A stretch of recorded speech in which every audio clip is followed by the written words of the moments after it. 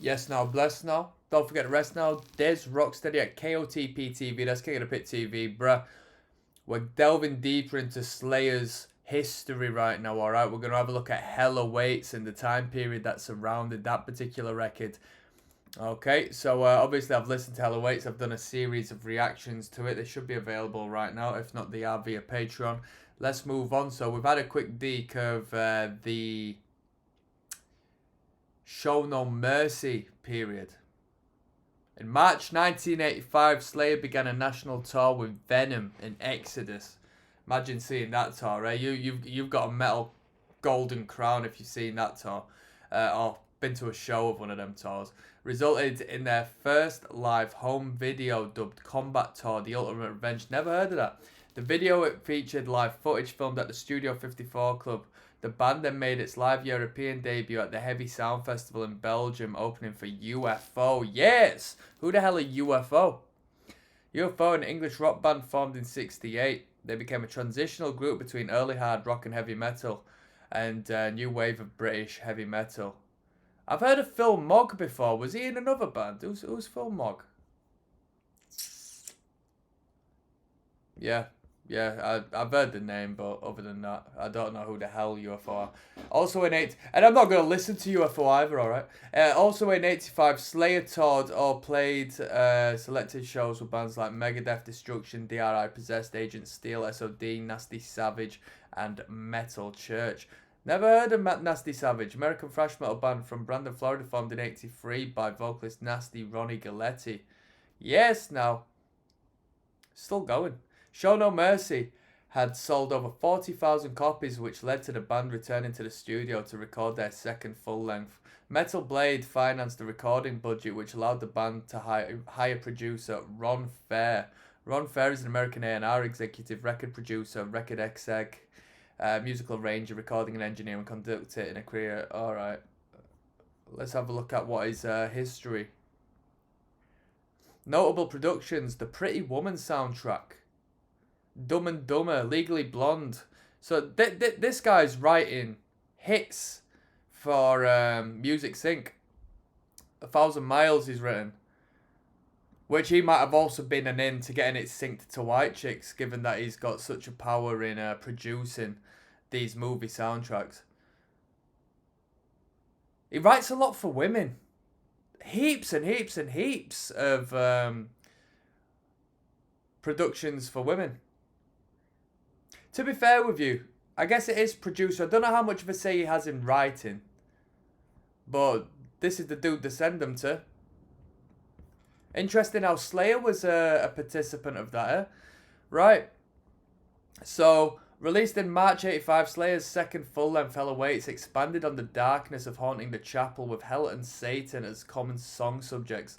The album was the band's most progressive offering, featuring longer and more complex song structures. Interesting. So it was their And Justice for All, so to speak.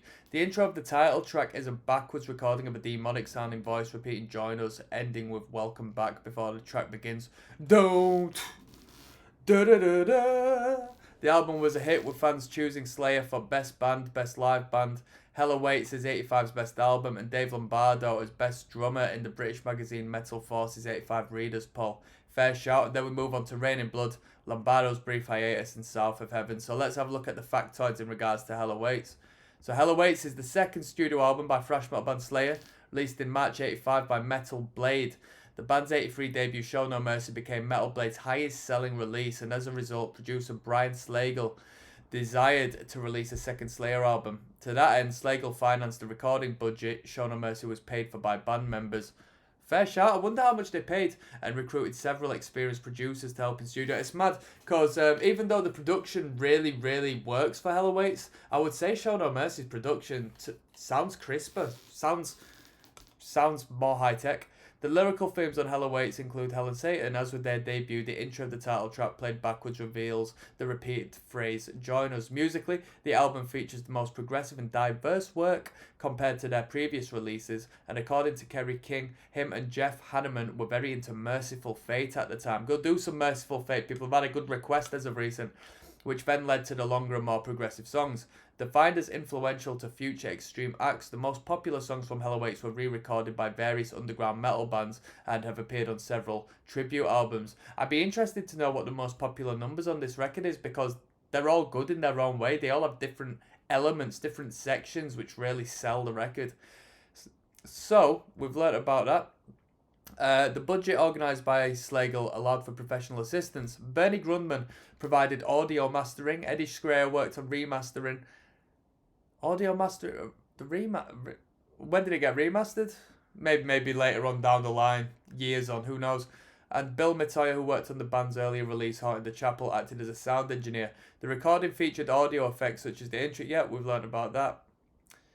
Drummer Dave Lombardo, on the other hand, asserts the album was professionally done compared to Show No Mercy. I didn't have to overdub the cymbals, and we had a really good engineer. Lombardo's favourite song is At Dawn They Sleep, because it was kind of slow and grungy, but then it had that double bass part at the end. While recording the track, neither guitarist King nor Jeff Hanneman, who wrote the lyrics, were in the studio, only Araya and Slagle. On reading the lyrics, which featured a misspelled word, Araya sang it as it was spelled, although it's not a real word. The song Hardening of the Arteries on the album ends with a very similar section that makes up the beginning of the song Hell Awaits and is the only Slayer songs to fade out on a continuous riff. What word? What word? You can't just go and tell me that and not tell me what word was in there. To promote Hell Awaits, Slayer embarked on the Combat Tour with Venom and Exodus, which is a right tour to promote your record on. Exodus guitarist Gary Holt commented, "We immediately bonded with the Slayer guys." Most definitely, because 2 members of Exodus are in the band now, right? Or was in before they disbanded. It was 2 bands of friends playing with one of band of heroes, you know. We were just starstruck. Inside Venom's tour bus, the first time Slayer had been in one, the band members got drunk with Venom whilst listening to Hell Awaits. Araya entered the bus hammered out of his mind, according to Lombardo, saying, "I gotta take a pee. Where's the bathroom in this thing?" Venom singer Conrad Kronos Lant responded, saying, right here in my mouth, done. Araya took it almost literally and urinated on his hair. Kronos got up and punched him in the face. The 2 blamed each other all night, and Araya continued the tour with a black eye. He will not discuss the incident other than saying that he was drunk and it was a very disrespectful thing to do. That's wild. That's wild. Right. Reception. Although it did not enter any charts, Hell Awaits was hailed upon its release as Slayer's most progressive record. Okay, featuring much darker, thrash-oriented style. It's very dark record, very dark sound, with unusual arrangements such as varying tempos and dissonant nuances that paved the way to a wholly distinctive sound all of their own. According to AllMusic reviewer Eduardo Rivadavia, he awarded the album 4 out of 5 stars, saying it was incredibly ahead of its time and referred to it as a mandatory item of the band's remarkable discography. It sold over 1 million records worldwide, according to Brian Slagle. It is ahead of its time, yeah, definitely ahead of its time. In the book Legends of Rock Guitar, Hell Awaits was defined as a psychotic exploration into the depths of Satanism and physical torture.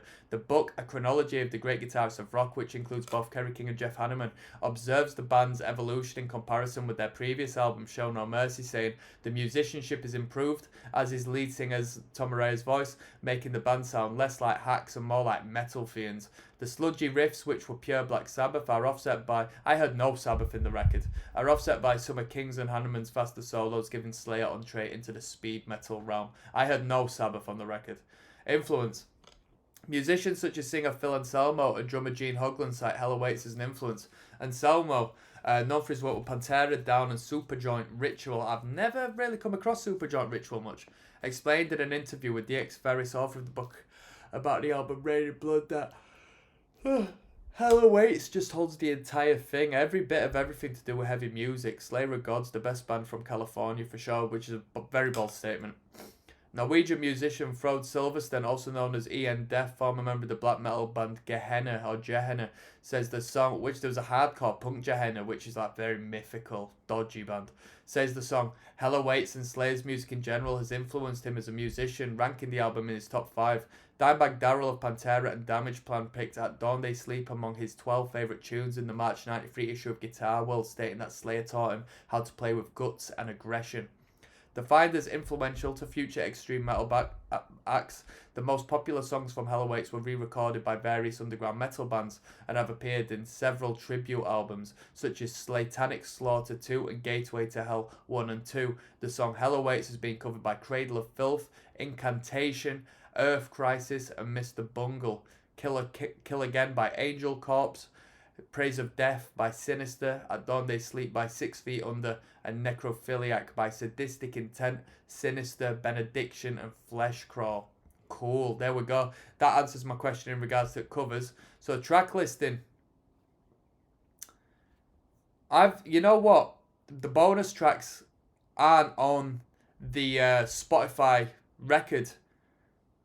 They might just be on the Haunting the Chapel record.